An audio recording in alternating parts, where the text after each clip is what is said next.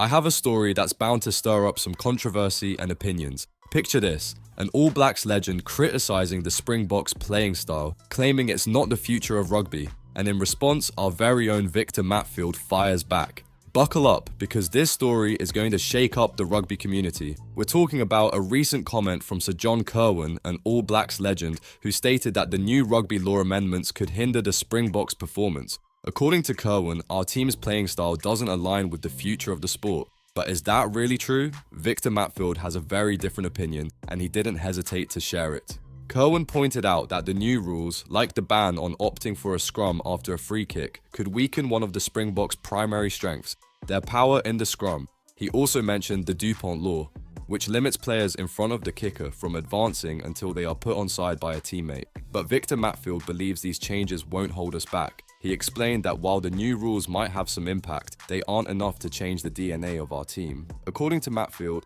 I don't think the new laws scare us. If you look at the rules, there are only two that will have a big impact. One is that you can't go for a scrum off a free kick, and that happens only once, maybe twice a game. If you've got big, strong ball carriers that can get you over the advantage line, you can use that as well.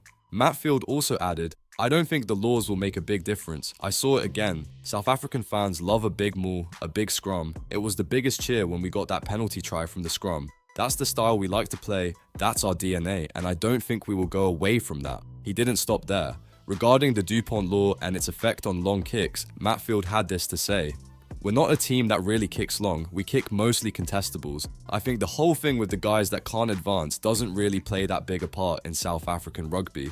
If you look at the French, they like to have a long kicking game, those big forwards waiting in the midfield, whereas we go more for the contestable. We like that and we want to play off those turnovers.